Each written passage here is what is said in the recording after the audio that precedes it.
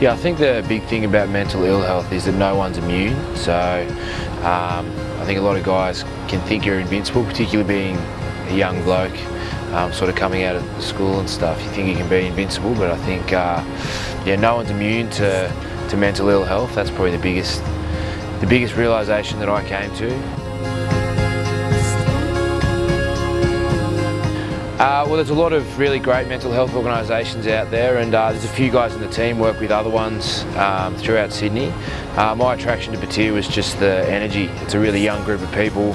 Got a great founder in Seb Robertson, great CEO in Sam Rev Shorgy, and a lot of the people involved are just young, enthusiastic people. So, you know, I think they've spent a lot of time sort of learning where they're going to fit into the mental health charities kind of world.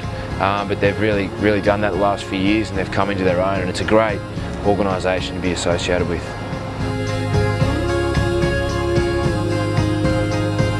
Yeah, so I think the biggest thing has been reducing the stigma. We've been fortunate enough to get a few people into schools. We've had a full-time employee up there for I think the last 2 or 3 years. I've had a large ball every year, the White Elephant Ball, run by Katrina Campbell and a great committee up there. And so that stigma is really breaking down, and people are being more prepared to talk about it, which is massive, and massive for the community.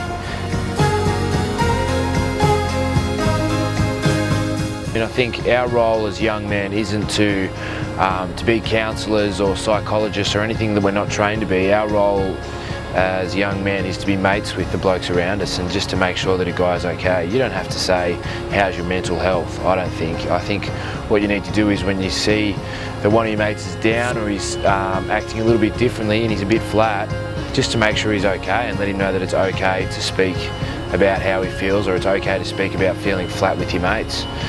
You know, speaking about the serious stuff, that's what we leave to the counsellors, but I think you just got to make sure that your mate's okay and your teammates are all right.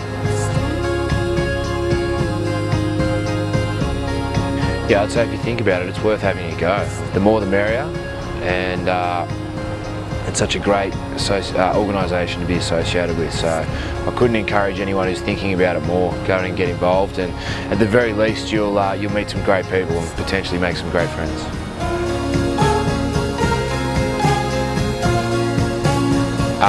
For me, routine's really important, so it always has been. So for me, I like to get down and have a swim every morning at Bondi or at the beach, and then from there on, just making sure that my routine remains the same, and make sure I don't string too many boozy nights together is pretty important as well. That can get you a bit flat. So they're the main things for me. I think I've been fortunate in that I've been in a good environment in the rugby world that can really help with how you look after your mental health.